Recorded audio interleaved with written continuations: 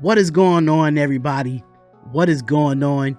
It is your boy Darion, and I am officially here saying that this is the Darion Hopkins Show, where it be sports talk, where it be entertainment, where it be anything that's going on with sports and entertainment world. We will be doing it right here on the Darion Hopkins Show. So if this is your first time ever being here, right here at the Darion Hopkins Show, we highly suggest that you subscribe, hit the bell button, and get the latest news and all entertainment and sports news as well. So I really appreciate you coming by the channel, and we'll see you on the other side.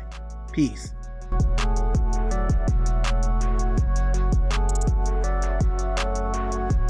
What is going on, everybody? What is going on? It is your boy Darion coming to you live with another video and another premiere of the Darion Hopkins Show. This is episode 1 of the Darion Hopkins Show, and we are live from Rec Philly and sponsored by Wet Grass and Rec Philly as well. So shout out to everybody that is a part of Rec Philly and a part of this movement. This is where it's being actually recorded at, and I am so excited to give y'all episode 1 of the Darion Hopkins Show. And now I am here to give y'all my AFC and my NFC predictions. This is just gonna be strictly sports, strictly football, and we're gonna have ourselves a great time talking about these 4 games that's going on, 2 on Saturday and 2 on Sunday, ladies and gentlemen. So let's get straight into it. Let's get straight into the first game on Saturday, where we have the Jacksonville Jaguars going into the Kansas City Chiefs in Chiefs Kingdom. You know what I'm saying? So it's going to be very, very interesting to watch. I am very, very excited to see what's going to happen for this game here. Now, we all know that the Jacksonville Jaguars is one of those teams. I'm telling you now, they're one of those teams that you really don't want to sleep on when it comes to the Jacksonville Jaguars. Doug Peterson has done this before. If you want to be completely honest, he has done this before when it comes to the Philadephia Eagles having a backup quarterback. But they do have a franchise quarterback in Jacksonville in Trevor Lawrence. Now, Trevor Lawrence, we all know at the end of the day that he's been on a custom bad coaches, bad organization moves, not going in and bringing in players, anything of that nature, but they still doing what they need to do to win football games at the end of the day. So they end up winning the AFC North, and once they won the AFC North, they was able to get that 4th seed and go on and beat the Los Angeles Chargers, aka the Los Angeles Chokers, in a great game, being down 27-0 and being down 30-7 going into this. So I'm very, very interested to watch. I'm very, very interested to see what's going to happen here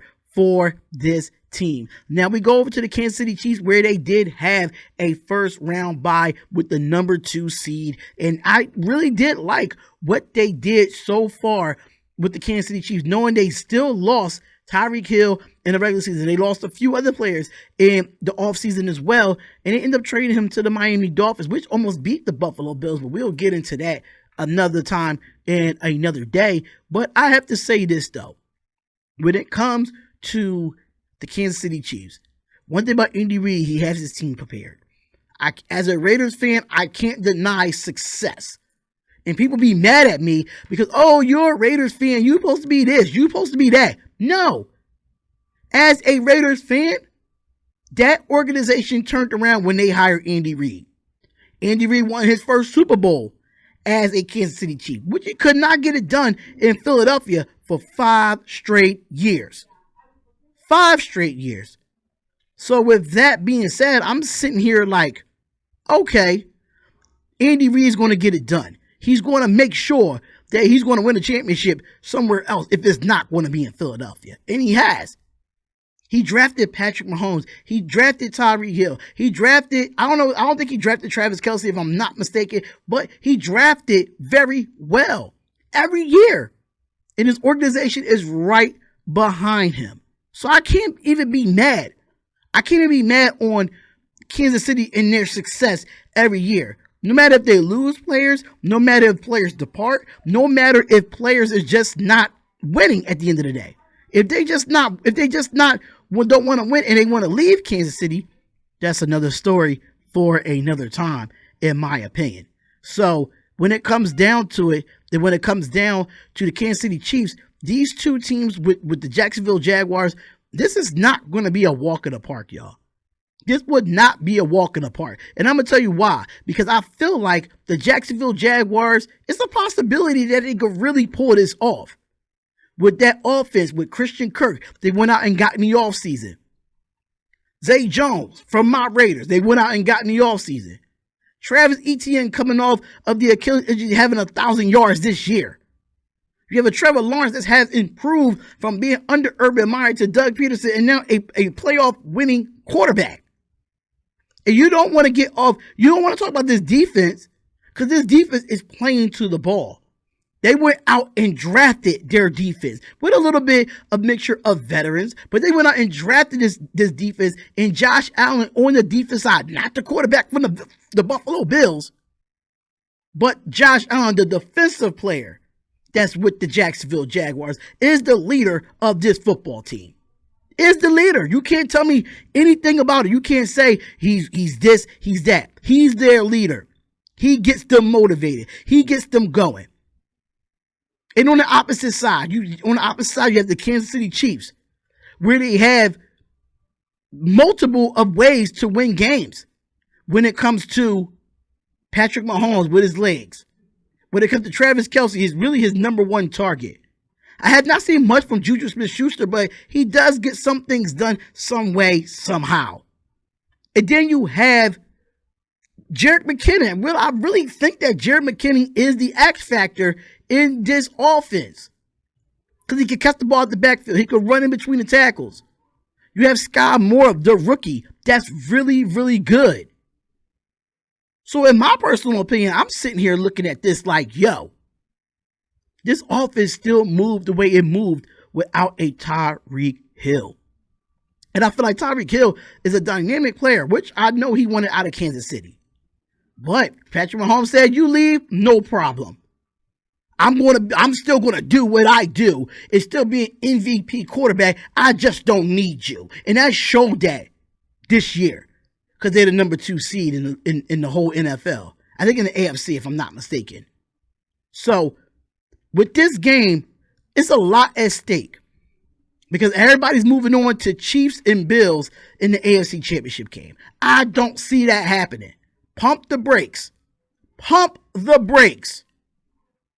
If I am the Kansas City Chiefs, I will not be looking over the Jacksonville Jaguars right now. If I am there, I will not be looking them over. You know why?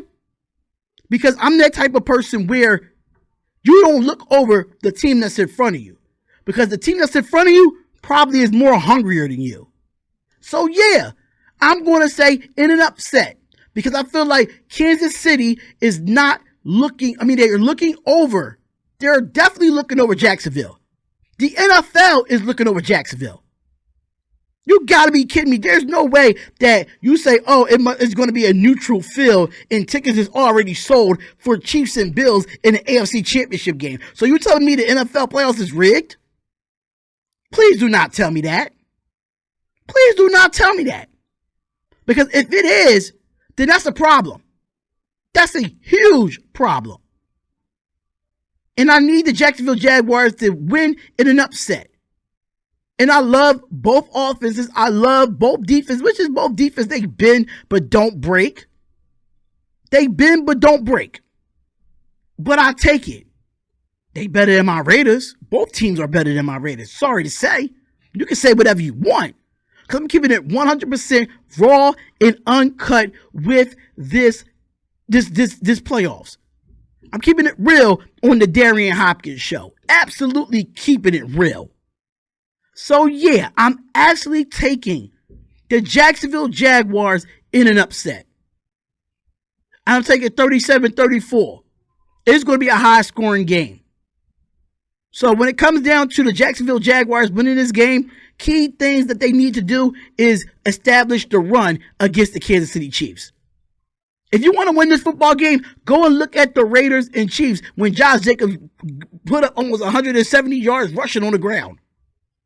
I know you can make adjustments, and I know that you can try to figure out how to stop the run, but Travis Etienne is a dog.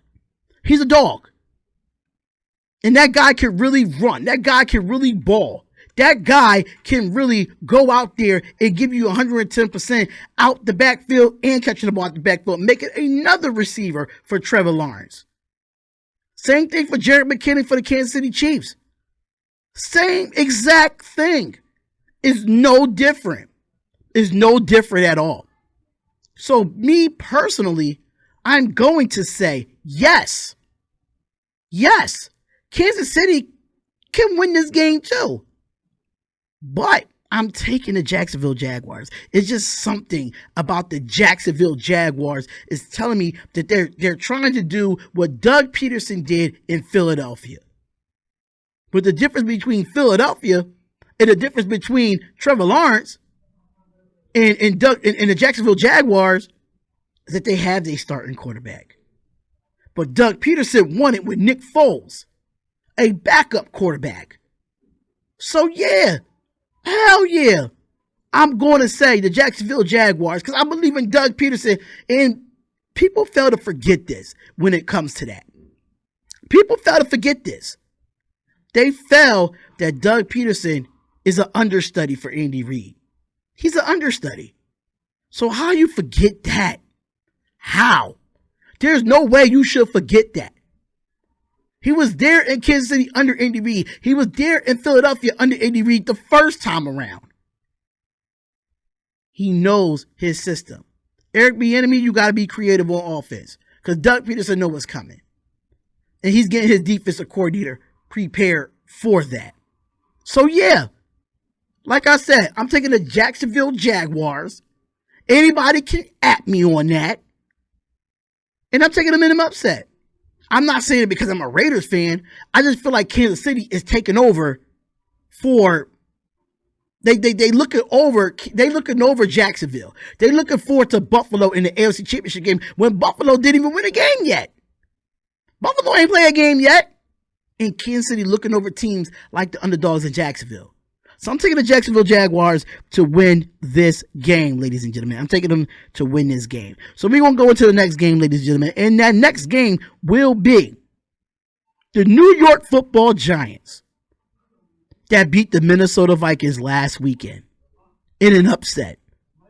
And they going into Philadelphia. Where I'm at right now, they're going into Philadelphia and they play the number one seed, the overall number one seed in football, and that's the Philadelphia Eagles.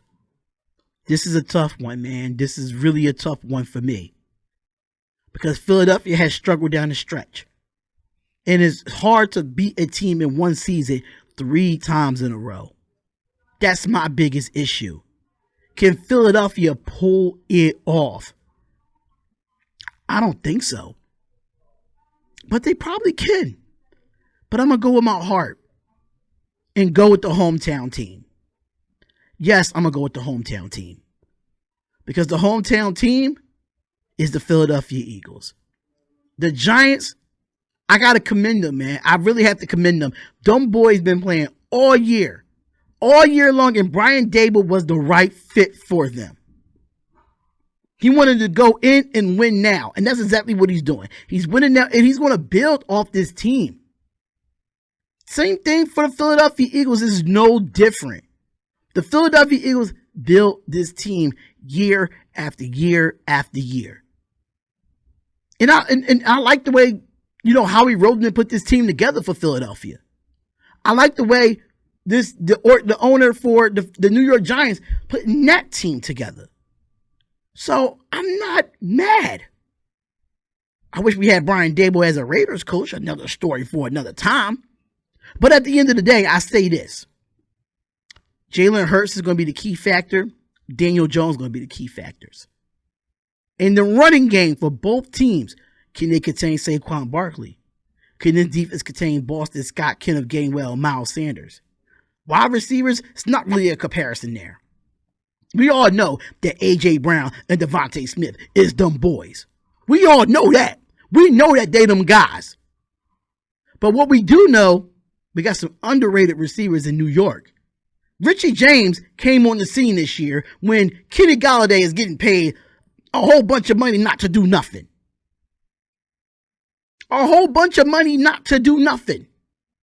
So yeah, Bellinger, the tight end for the Giants, very underrated. Dallas Goedert, probably a top 10 tight end in this league, arguably top 5. So they have the weapons. The defense is good for Philly, but Philly has been giving up a lot in the last 3 to 4 games. Especially against Dallas on a 4th and 18, and he gained 22 against T.Y. Hilton. A banged up T.Y. Hilton at that. So, Darius Slay, James Bradbury, you want to get this game, especially for James Bradbury, knowing that he was a former Giant last year. So he wants to. He definitely wants to get this win for the 3rd straight time. The 3rd straight time. So yeah, absolutely. Absolutely. I'm picking the Philadelphia Eagles to win this game. I just feel like the firepower for the Giants is not enough for what Philadelphia has to offer. But are the Giants hungry? And can the Eagles look over the Giants? Absolutely not. You can't look forward to the NFC Championship. You can't be like Kansas City. I don't want Philadelphia to be like Kansas City. But what I do know, that Jalen Hurts is an MVP in this league. Even with him being hurt for a couple games and Gardner Minshew had to come in. But Jalen Hurts had a hell of a season. A very improving season that he could definitely be an MVP caliber quarterback in this league. More developing. And mind you, this is his 2nd year being a full-time starter, I think. I think it's first of his 2nd year. Don't quote me on that. But what I do know is that Daniel Jones is right in that element.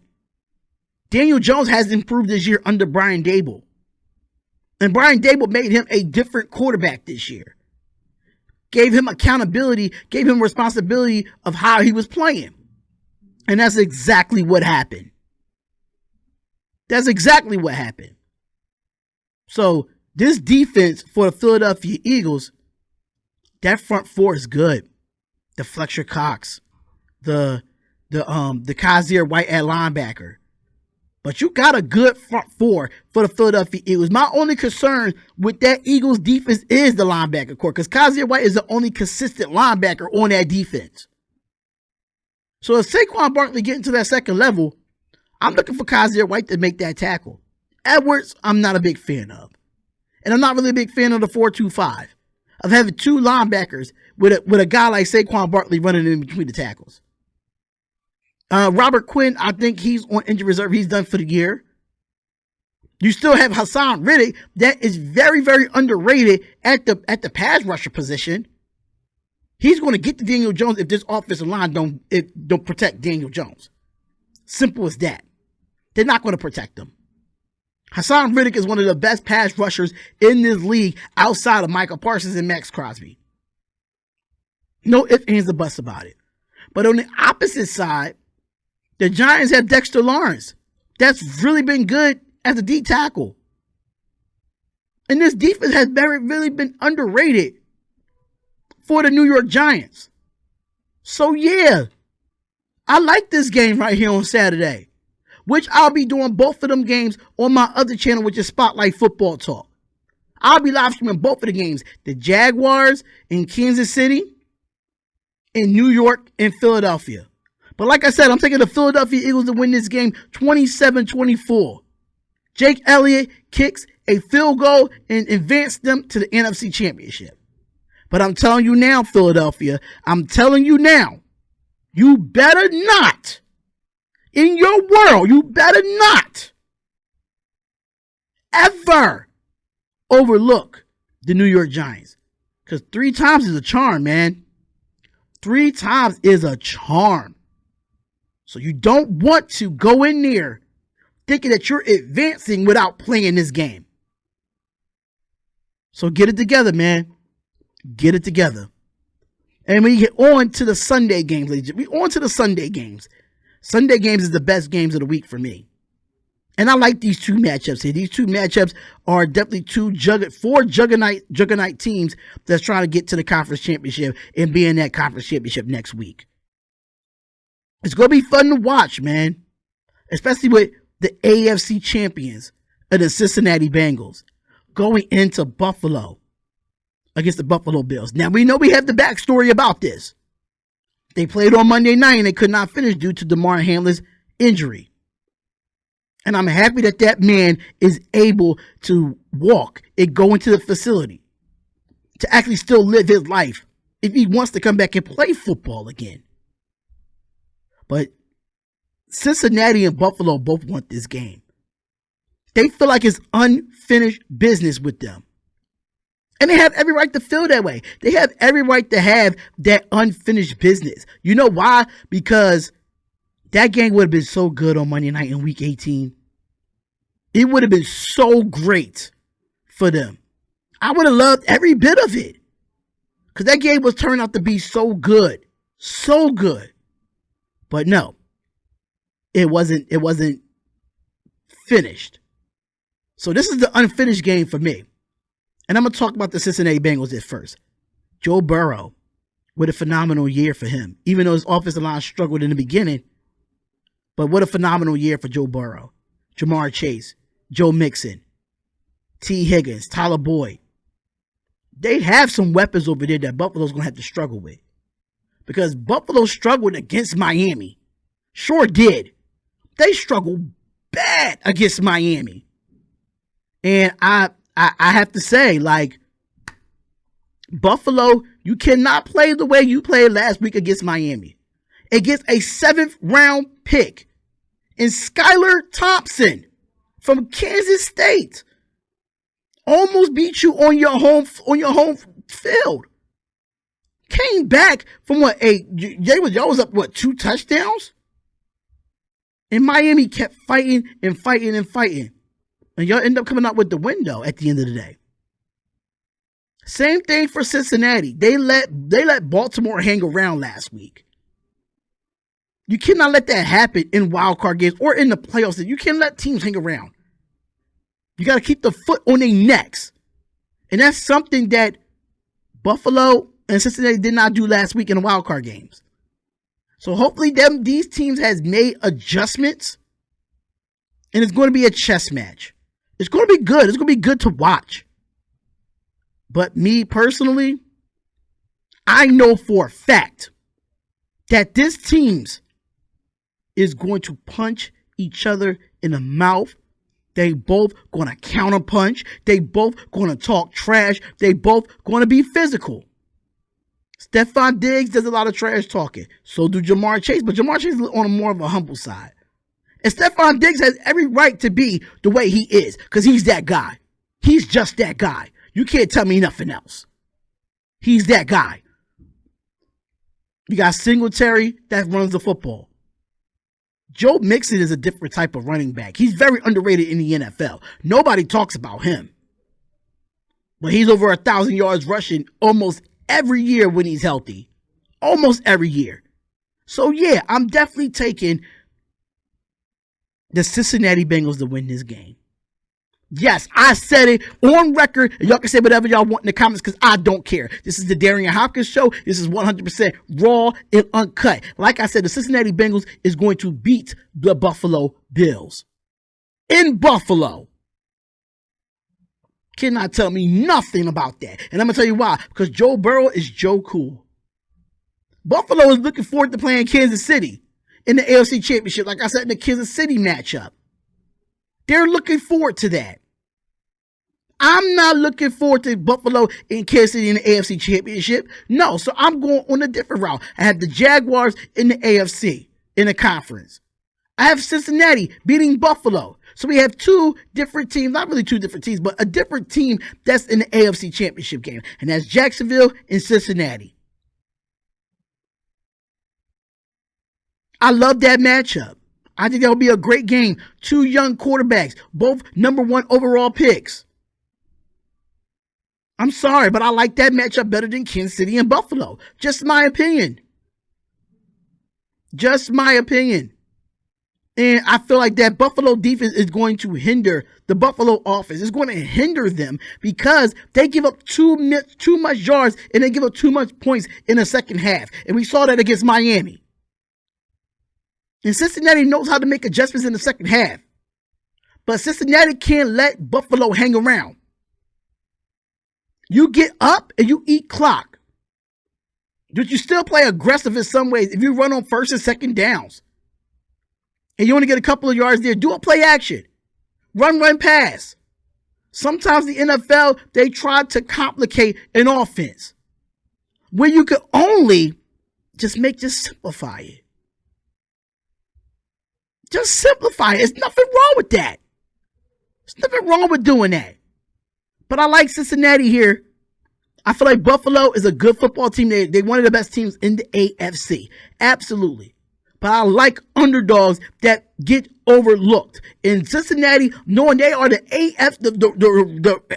AFC champions, it's just somebody knocked them off. And everybody is saying Buffalo against Cincinnati. Cincinnati got something to say about that.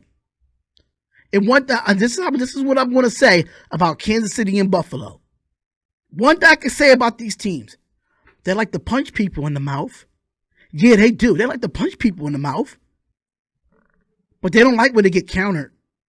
Just like boxing. They don't like when they get countered. You know why they don't like when they get countered? Because they don't like to be punched in the mouth. They can just pound and pound and pound, and they don't get pound back. Jacksonville is coming to counter punch, and so is Cincinnati. So I have Joe Burrow going down on the final drive of this game, and I am taking Cincinnati to win this game over Josh Allen and the Buffalo Bills. My score, 27-30. 30-27 Cincinnati. I love it. And I like it. Absolutely. I love it and I like it. So absolutely, y'all. Cincinnati, Jacksonville in the AFC Championship for me. And last but not least, the game of all games in this divisional round.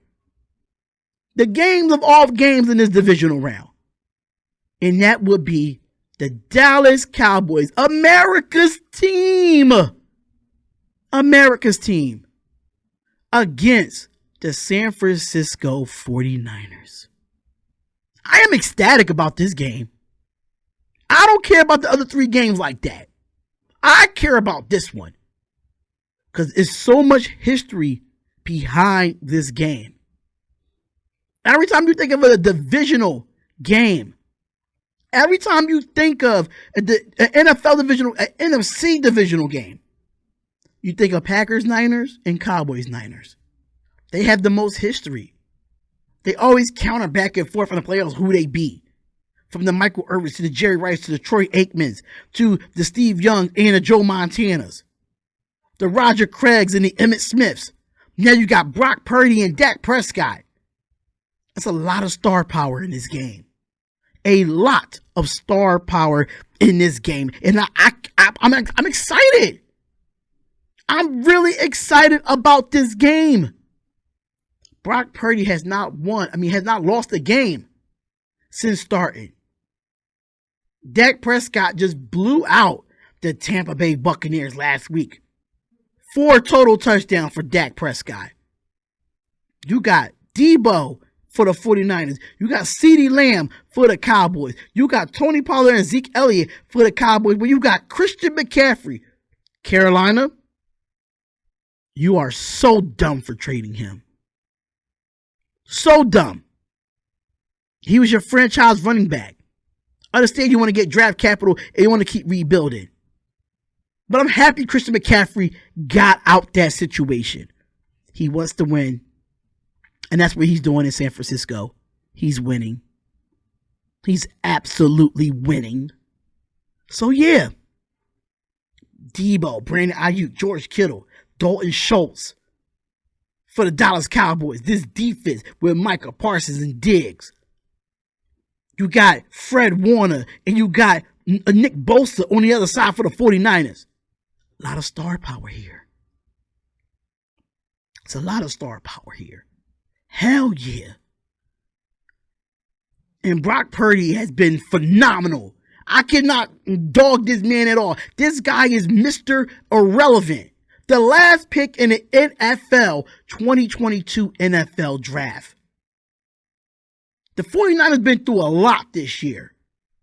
Losing Trey Lance, losing Jimmy Garoppolo, down to their third string quarterback. And that man never lost the game since he started. And they in San Francisco, ladies and gentlemen. They're on the West Coast. So Dallas is going to have to travel. But will I think this will be a walk in the park game for the 49ers? Absolutely not. Because Dallas got something to say. People can say that, oh, you like the Cowboys. No, I don't like the Cowboys. I just see productivity in Dak. I see productivity in Tony Pollard. I see productivity in this offensive line. Same thing for the 49ers. It's no different. It's no different at all. But what I do know is that this team and these teams are going to put up a fight for that NFC Championship. Who's going to play the Philadelphia Eagles? And I love what both teams have done down the stretch to make sure their teams are healthy, to make sure them teams are good. And Dallas is coming off a short week, playing on Monday night, which I disagree with. I think all games should be on Saturday and Sunday for Super Wild Card weekend. There should never be a Monday night game on a Super Wild Card weekend. That's just my opinion. I think that was the stupidest thing that they ever done. But at the end of the day, I'm taking the San Francisco 49ers. Nothing against the Dallas Cowboys. They both look good on paper. They really do. When it comes to defensive ranks, offensive ranks, they both look good. But I have to say, San Francisco is more of a complete team than Dallas. They are. I like Dallas, and I like the way they handle things. I like Dallas the way they overcame everything that went on this season. But Christian McCaffrey changed the landscape of 49ers football when they traded for him. He's going to be the X factor. And then you have a Debo underrated. Brandon Ayuk underrated. Then who's going to defend George Kittle? They have a good offensive line. You got Trent Williams versus Micah Parsons. That's going to be a great matchup to watch in the trenches. Will this be a walk in the park for the 49ers? No. But will the 49ers win? Yes. They surely will. And I like it. I like Dallas. But I like the 49ers just a little bit better. Just a little bit better. So I got the 49ers winning this game, man. I got them winning 40-37. Yes, 40-37. I think this is going to be a high-scoring game. I think that even though that 49ers have the number one defense in football, this is the playoffs. I don't care about regular season stats. I don't care about regular season records. And I'm going to say this for all 8 teams that's in right now. I don't care what you did in the regular season as of right now. I don't care. These 4 games is what matters to get you one step closer to the Super Bowl. So what you did in the regular season with that record, it don't mean shit at this point. It means nothing. What it do mean is you got to go out there and put in the work and go play football. Take you one step closer to that Super Bowl. So this divisional round, I'm calling out for all teams. One step closer to the Super Bowl. One step closer. Execute. Play complimentary football. Be smart while you out there. So yeah. These games will be very interesting, man. It's going to be very interesting to watch. Very interesting to watch. But before I end this podcast, I got to put a little story out there. I went and actually go see Stephen A. Smith yesterday. He had his book signing. And, for Straight Shooter. Congratulations to Stephen A. Smith for a great book so far that I am reading. I left work 2 hours early to go see that man in Philadelphia at 1901 Vine Street at the Free Public Library. I went to go see him. And that man was just as most humblest man that I ever met in my life. Stephen A. Smith is the reason why I'm sitting here today doing this podcast by myself. Because if he can go out there and put out a podcast 3 times a week and still be on the road signing thousands and thousands of books, being on ESPN First Take, being on Good Morning America, being on Sherry, being on all of this, I could do this just like this, where I have 2 YouTube channels that just had podcasts on it. It's this one, which is the Darion Hopkins Show, and Spotlight Football Talk. And Stephen A. Smith put that battery in my back to keep going. Don't quit. Do your research. Don't care what nobody else says. No matter who left your life, no matter if there's no network no more, it doesn't matter who's with you anymore. You still keep doing you. Be your authentic self. And know your worth. That's what I got out the gems from meeting Stephen A. Smith yesterday. He signed my book. And I told him that people say I remind him of Stephen A. 2.0 or a baby Stephen A. Smith when I'm talking and debating sports. And I love the fact that I told him that. I love the fact that I was able to take a picture with him. I love the fact that he's a black man in America being successful where nobody gave him a chance. His mom gave him a chance. God bless her soul. He suffered from dyslexia, like myself. And that guy does everything in his world to make sure he remains successful, from losing his job from ESPN back in 2009 and being rehired with ESPN and never looked back. Leaving the Enquirer because he was working at ESPN. Leaving the Enquirer because he knew his worth. And that's what I'm doing here on the Darion Hopkins Show. Is knowing my worth and saying what I want to say and how I want to say it, 100% raw and uncut on this. This is just more than just sports here. This is more than sports. This is bigger than sports when I met Stephen A. Smith. Bigger than sports. Nobody can tell me nothing. That was a dream that came true. I never thought I would be even close to Stephen A. Smith. And I was. And nobody can tell me a goddamn thing about what he said. Watch the company you keep and stay focused. Keep your head down, 10 toes down, and keep going. Don't quit. So I want to thank you, Stephen A. Smith. Thank you for the gems you dropped. Me leaving 2 hours before my shift was done to come see you. Thank you for the book. Thank you for putting that battery in my bag to keep going and doing this podcast, because I was going to quit. But I'm not. I'm here to stay and look forward to more episodes of the Darion Hopkins Show with different people coming on to the show, not just seeing me, different guests, interviews with different people in entertainment and in sports. It's going to be a lot to talk about, man. Partner with Rec Philly, and now I'm back here. So thank y'all so much for tuning in to the first episode of the Darion Hopkins Show. I am Darion Hopkins, your host, and I will see you in the next live stream or in the next video. Thank you so much for tuning in, and make sure you follow me on all social medias at the D Hopkins Show on Instagram, the D Hopkins Show on Twitter, and you follow me right here on YouTube, the D Hopkins Show, the Darion Hopkins Show, to be exact. Same thing for Spotify, same thing for Apple Music, same thing for everything. The D Hopkins Show. Thank you so much for tuning in. We love you, and I'll see y'all next week. I'm out of here, y'all.